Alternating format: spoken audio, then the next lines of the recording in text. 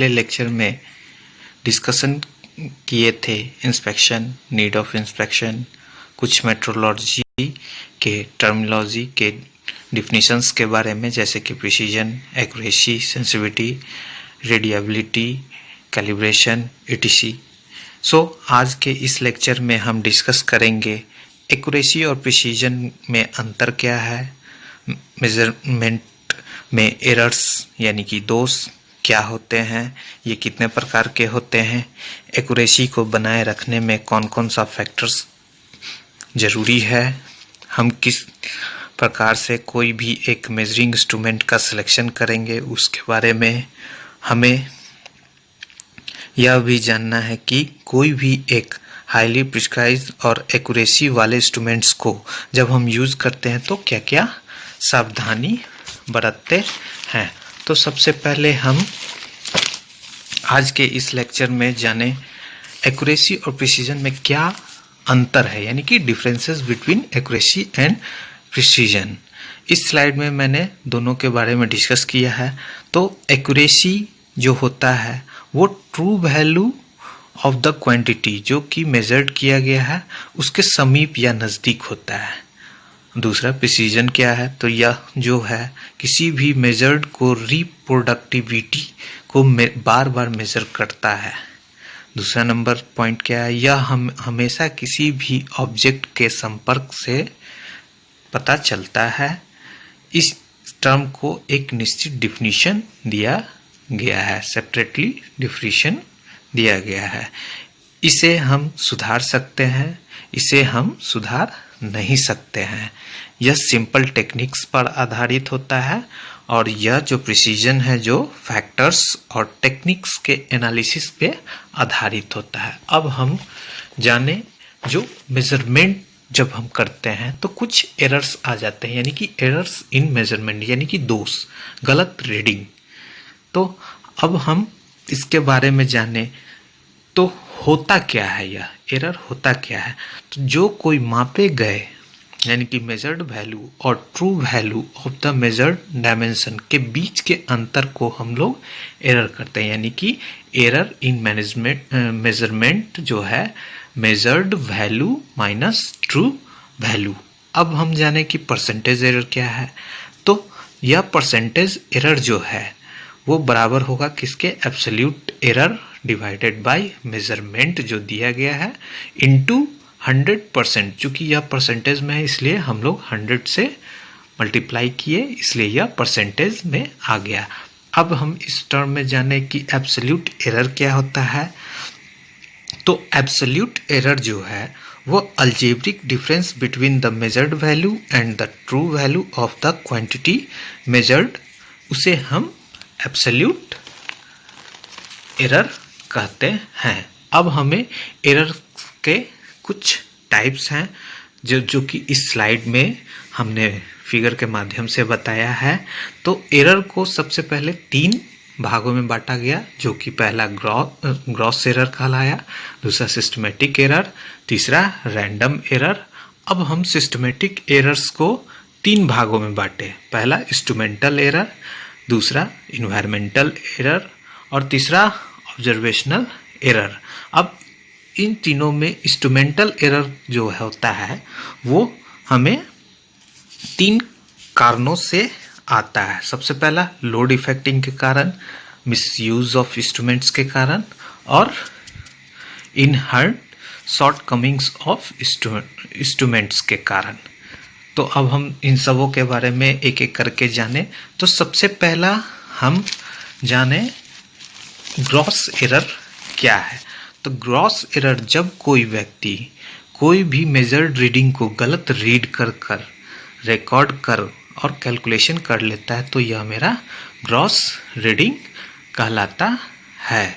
जैसा कि मैंने इस एग्जाम्पल में बताया है कि कोई भी टेम्परेचर को हमने रीड किया 31.5 डिग्री, तो जबकि उसका एक्चुअल रीडिंग क्या है वो 21.5 डिग्री। अब हम नेक्स्ट एरर के बारे में डिस्कस करते हैं जो कि सिस्टमेटिक एरर्स है। तो सिस्टमेटिक एरर्स को 3 भागों में बांटा गया है, instrumental error, environmental error, observation error.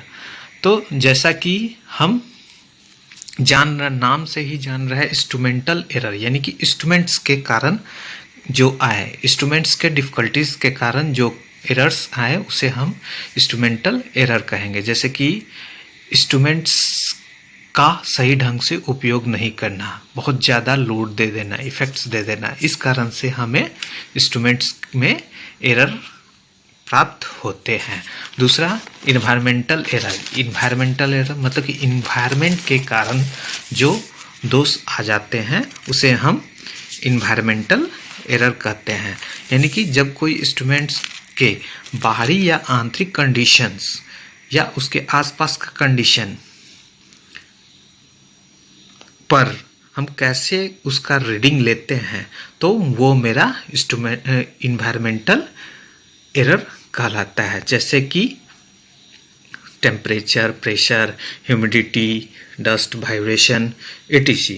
अब ऑब्जर्वेशनल एरर यानी कि ऑब्जर्व करके, तो ऑब्जर्वेशन के कारण जब हमको कोई भी एरर्स का प्राप्ति होगा तो वो मेरा ऑब्जर्वेशनल एरर कहलाएगा। यह एरर जो है, यह जो एरर है, इस स्लाइड में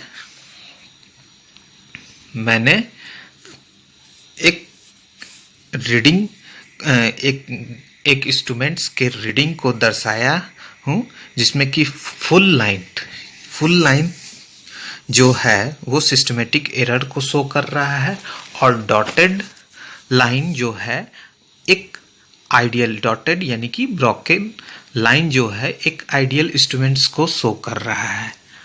अब हम नेक्स्ट टॉपिक में देखते हैं रैंडम एरर क्या है। तो रैंडम एरर वैसा मापा गया एरर जो कि अचानक ही कोई डिस्टरबेंस के कारण आ जाता है, तो इसे हम लोग रैंडम एरर कहते हैं। इसमें हम रेसिडुअल एरर भी कहते हैं। इस स्लाइड में मैंने रैंडम एरर के एग्जाम्पल को शो किए हैं जो कि एक रिलेटिव फ्रीक्वेंसी के साथ दर्शाया जा रहा है। अब हम एरर्स के आते कहाँ से हैं इनके बारे में थोड़ा जानें। तो सबसे पहले जब हम कोई इंस्ट्रूमेंट्स का रीडिंग लेते हैं तो स्टार्टिंग में देखते हैं कि यह 0 शो करता है और रीडिंग लेने के बाद भी यह 0 शो करता है, तो यह मेरा 0 एरर कहलाता है। कभी हम लोग रीडिंग लेने जाते हैं तो एक डॉटेड लाइन करके होता है, तो ये लीनियर लाइन शो करता है, तो ये भी एक प्रकार का एरर है। इन्वायरमेंटल फैक्टर्स के कारण भी हमें एरर्स की प्राप्ति होती है। किसी भी लोड, ज़्यादा load, support, vibration, effects, deflection, कोई भी मशीन्स का लूजनेस गेजेस में या डिसलोकेशन पे, लोकेशन पे या मिसयूज के कारण भी हमें एरर्स की प्राप्ति होती है। अब हम जानें कि कोई भी इंस्ट्रूमेंट्स का हम सिलेक्शन कैसे करते हैं।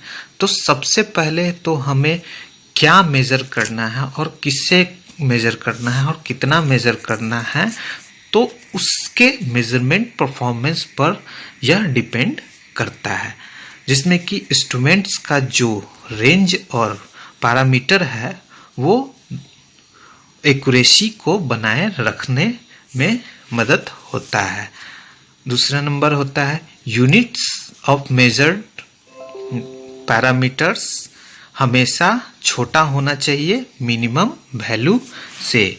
एक्यूरेसी को बनाए रखने के लिए इसमें हमें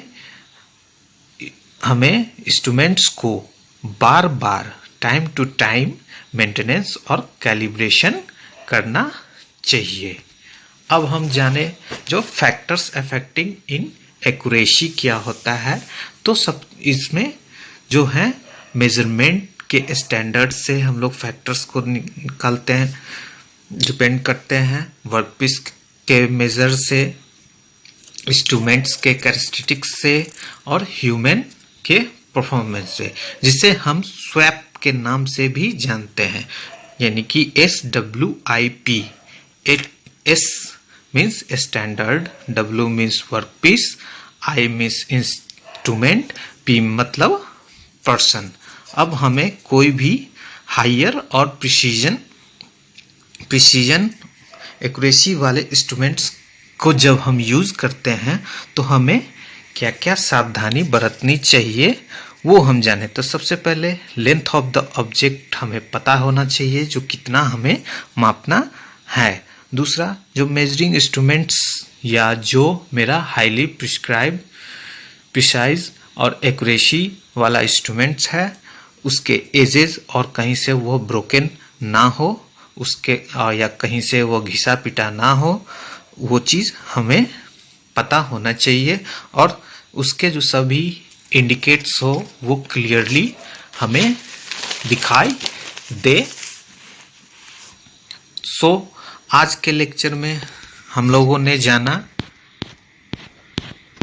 इस difference between accuracy and precision, errors in measurement, types of errors. उसके बाद हम लोगों ने जाना सोर्सेज ऑफ एरर्स, उसके बाद सिलेक्शन ऑफ मेजरिंग इंस्ट्रूमेंट्स और factors affecting in accuracy. And कोई भी इंस्ट्रूमेंट्स हाईली प्रिस्क्राइब और एक्यूरेसी वाले इंस्ट्रूमेंट्स को हम लोग को कैसे उपयोग में लाएंगे वो। तो next class we will discuss about standards and comparators, slip gauges and its accessories, length bars. Okay, thank you.